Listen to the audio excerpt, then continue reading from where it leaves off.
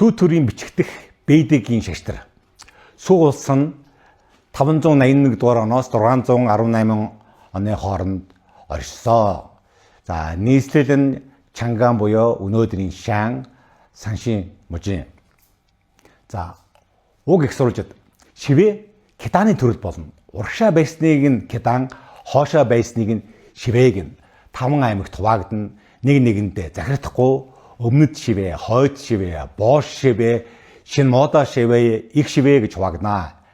Эзэн байхгүй төргөө хүн ам нь ядуу буура төргөөс 3 тоотон төшмлэр ерөнхийлэн захирдана. За энд аюу анхаарах зүйл юу гэхээр бол шивээ Китаны төрөл болно. Тэ? За урагшаа байсны Китаныг нь хоошоо байсны шивээ гэж хэлнэ гэсэн байна энэ. Энд чинь нэг том юм бол шивээ тэлийг нь төрлөж бичээг байгаа шүү. Хүнүүг нь төрлөж бичээг байгаа шүү. За энэ чинь нэг том юм бол В улсын бичгээс нэг ялгаатай нь бол 5 аймагт харьяалагдана гэж байгаа. Өөрөөр хэлэх юм бол энэ чинь хамтралын систем биш, аймгийн системд орсон байна. Тэгээд тэд нэг нэгэндээ захирдахгүй гэж байна энэ чинь. За хамтрал шивэн түүхэндээ анхудаа умарт төрөгт хураагдаад аймгийн зохион байгуулалтанд орсон гэж хэлж болно. За энэ үед бид төргийн шивээ хагаан төргийн шиби хагаан шивээг хураасан байна.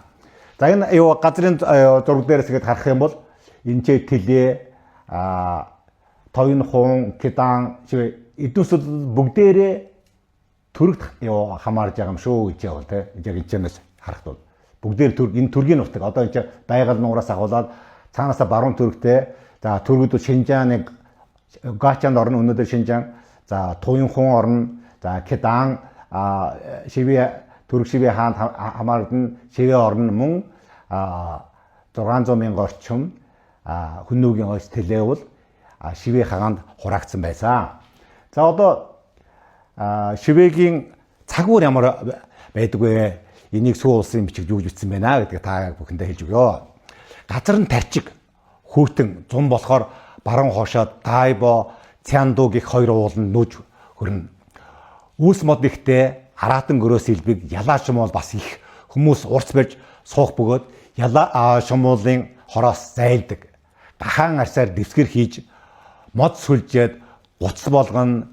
Имс бүгд өвдгөө тэрвэрч суун цаг агаар нь хийхдээ хүүтэн тариалан хураалт гэж маш хомс хонь байхгүй адуу баг гахаа өхөр илбэг архин нэрээ сууж уун хөдөр булга илбэг агнаж гөрөөлөхөөр ад болгон махаар нь хоолоод арсаар нь ховцсхийн мөс ухаж уснаас загас мэлхий агнаа газарт нь цас их орно унаж гимтгээс болгоомжлон хөлөндөө өргөн модон уул углан явнаа.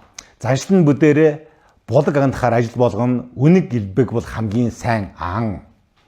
За энэ чинь анхаарах зүйл бол энэ чинь ахаад эдийн засаг нь бол энэ хамтралын эдийн засаг байна. Тэ? Бэлчээрийн мал аж ахуй байхгүй, тэжээврийн малта, адуу өхөр гахаага өглдөө тэжээн, амуу тариална, тэр нутагтууд буудаа урахгүй, за эдийн засгийн бүтээмж мөө.